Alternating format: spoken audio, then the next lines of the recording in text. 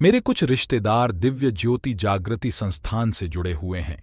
उन्होंने मुझे कई बार सत्संग सुनाया और ब्रह्म ज्ञान लेने के लिए प्रेरित किया, पर मैंने हर बार उनकी बात अनसुनी कर दी। कहते हैं ना, जब तक सब हरा हरा हो, हरी याद नहीं आता। शायद मेरे साथ भी यही था। मैं अपनी जिंदगी में खुश और मस्त था। फिर अचानक मेरे दोनों बच्चों को ऐसी बीमारी हुई जिसे याद कर आज भी मेरी रूह कांप उठती है। मेरे बड़े बेटे की आंख से लगातार पानी बहने लगा और उसकी आंखें लाल भी रहने लगीं।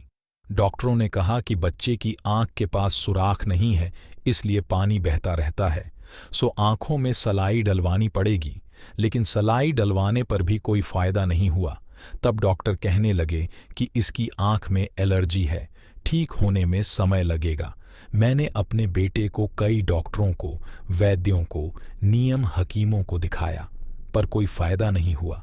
इस सब में मेरा काफी पैसा और समय लग गया।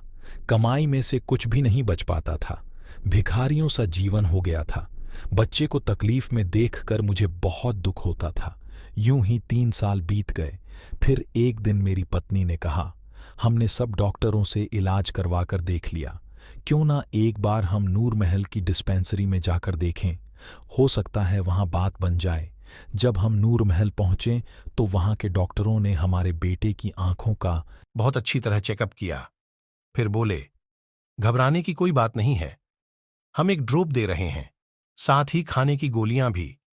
बच्चे की आंख में ड्रॉप डालते समय और गोलियां देते समय श्री गुरु महाराज जी से प्रार्थना करना। देखना, जल्दी ही आपका बच्चा बिल्कुल ठीक हो जाएगा। हमने वैसा ही किया। कुछ ही दिनों में बेटे की आंखों से पानी बहना बंद हो गया। आंखों की लाली भी चली गई। ये हमारे लिए किसी चमत्कार से कम नहीं था। अब तो हम गुरु महाराज जी के लिए कृतज्ञता से भर गए। उन्होंने हमारे बेटे को नई जिंदगी दी थी।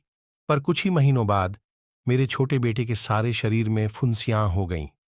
हथेली और तलवों को छोड़कर शरीर का ऐसा कोई हिस्सा न था जहां फुंसी ना हो। उसका चलना, बैठना, उठना, फिरना सब मुश्किल हो गया। वह हर वक्त रोता, चिल्लाता रहता। डॉक्टरों ने फिर वही बात कही, आपके बेटे को एलर्जी हो गई है, ठीक होने में समय लगेगा। मुझे समझ नहीं आ रहा था कि ये एलर्जी हमारे ही बच्चों के पीछे हाथ धोकर क्यों पड़ गई है। परंतु इस बार हमने बिना देरी किए नूर महल का रुख किया। इस बार हम अपने छोटे बेटे की तकलीफ को लेकर गए थे। उन्होंने बेटे को पिलाने के लिए गायत्री रसायन दिया और नियम के साबुन से नहलाने को कहा, और इसके साथ ही उन्होंने पहले वाली हिदायत दी कि बच्चे को गायत्री रसायन देते वक्त गुरु महाराज जी से प्रार्थना करना। हम तो महाराज जी के नाम का असर पहले भी देख चुके थे, इसलिए हमने गुरु महाराज जी के आगे प्रार्थना करके दवाई देना और नियम के साबुन से नहलाना शुरू कर दिया। कुछ ही दिनों में बेटा बिल्कुल ठीक हो गया। अब तो इस बात में कोई संदेह ना रहा कि गुरु महाराज जी महावैद्य हैं। गुरु महाराज जी की इन कृपाओं की वजह से मेरी और मेरी पत्नी की महाराज जी के प्रति आस्था व श्रद्धा बढ़ गई। लेकिन हमने अभी तक ज्ञान दीक्षा नहीं ली थी। एक दिन हमारे एक रिश्तेदार ने हमें समझाया, भाई साहब, आपने अपने बच्चों के तन के रोग तो ठीक करवा लिए, लेकिन अपने मन के रोगों का इलाज कब करवाओगे? ये दरबार तो ऐसा पूर्ण दरबार है जहां तन के रोग, मन के विकार, चित्त के संस्कार सब समाप्त किए जाते हैं और आत्मा का आनंद मिलता है। आप अधूरा आनंद लेकर क्यों तृप्त हो गए?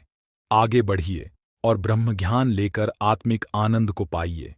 मुझे उनकी बात अच्छी लगी और मैंने व मेरी पत्नी ने ज्ञान के लिए नाम लिखवा दिया।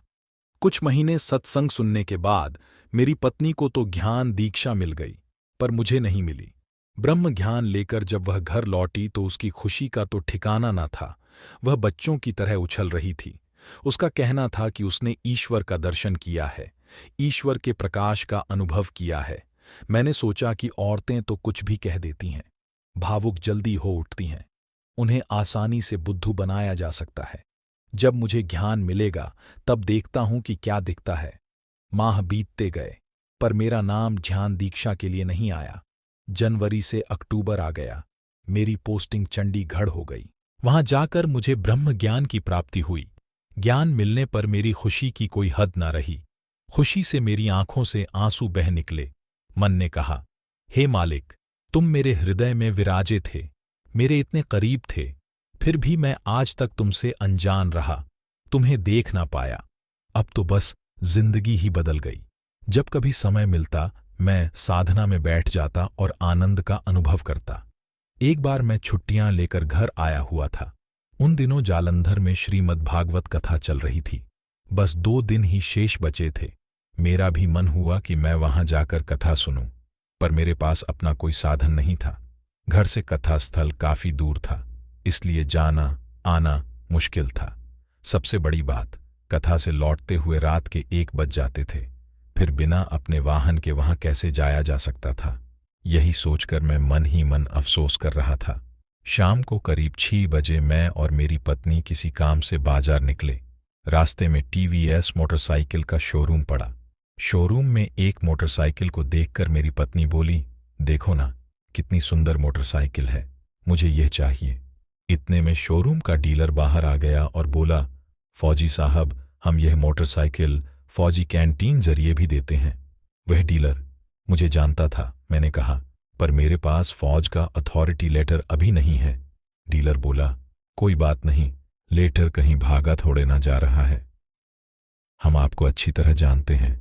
अगली बार जब छुट्टी पर घर आओ तो लेटर साइन करा के लेते आना। अभी आप हमसे मोटरसाइकिल कैंटीन रेट पर ही ले लो। आप घर जाओ और पैसे ले आओ। मुझे तो समझ नहीं आ रहा था कि यह डीलर इतना मेहरबान क्यों हो रहा है। उधर मेरी पत्नी ने भी बच्चों की तरह जिद पकड़ ली थी। वह कहने लगी, मुझे तो यही मोटरसाइकिल चाहिए, और वह भी आज ही। सो मैं वापस घर गया, पैसे लिए और अपने भाई के साथ वापस शोरूम आया। शोरूम में बहुत सी मोटरसाइकिलें थीं, पर हैरानी की बात तो यह थी कि मेरे भाई ने भी उसी मोटरसाइकिल को चुना जो मेरी पत्नी ने पसंद की थी। अब तक रात के 8 बज चुके थे, पर शोरूम वालों ने कोई जल्दबाजी नहीं की। हमने बड़ी तसल्ली से मोटरसाइकिल खरीदी और घर लौट आए।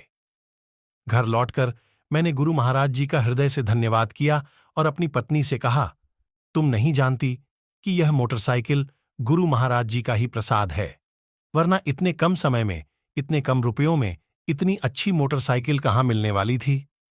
और जानती हो गुरु महाराज जी ने ये कृपा क्यों की? क्योंकि मैं भागवत कथा सुनना चाहता था। महाराज जी ने कैसे विलक्षण तरीके से मेरी इच्छा पूरी की है। सच में उनकी कृपा करने की हर अदा निराली है।